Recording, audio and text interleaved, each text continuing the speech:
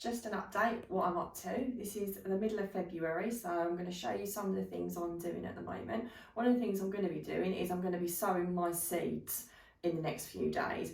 I use multi-purpose compost, and I also mix it with something called Coir, which is made from coconut husks, and it helps retain the water, so it's really useful, and it's quite fine as well, so it's much easier to grow seeds in. I don't buy the seed compost, I just do this instead, it's much easier.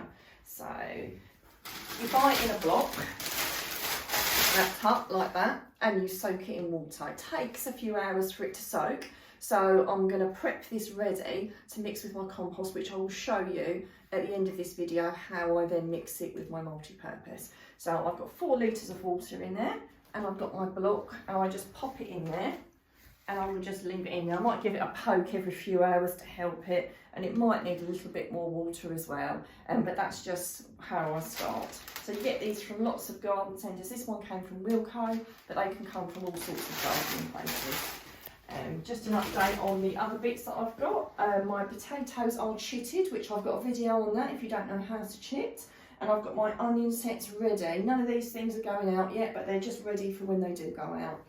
As we move over, I've got some things that I'm storing here. So I've still got some squashes left over. These are a particularly good squash that I grow quite a lot because they store so incredibly well. These were picked in October and they're still good. I have to keep an eye on them because sometimes you'll get a little bit where they're just starting to go. Like on that one, I've got a little bit of a mark. Well, that'll be the next one I will eat. But when I store them like this, they seem to store really, really well, and I can keep a really good eye on them if one of them is starting to go over, and that's the next one for the pot. I've also got in here some walnuts that I managed to forage, which is fantastic. And these are in a bowl which have got holes around it, which means the air gets around it so that they don't go mouldy. Same thing with my chestnuts, exactly the same thing. If you store it in something like this and turn them every so often, then they don't go mouldy. If you store them in something without air around them, then they'll go mouldy and then you'll waste them, which would be a real shame. So it's now a few hours later and the water has absorbed into the core. So if you want to take a look, we have turned it over a few times, but there you go, it's lovely and soft and ready to use. So I have a scoop, but you could just scoop it out with your hands, but a scoop is really jolly handy and you can often pick them up quite cheaply. So for each scoop of Coir, I do a scoop of compost. This is just regular multi-purpose compost, nothing fancy. So you just mix it all together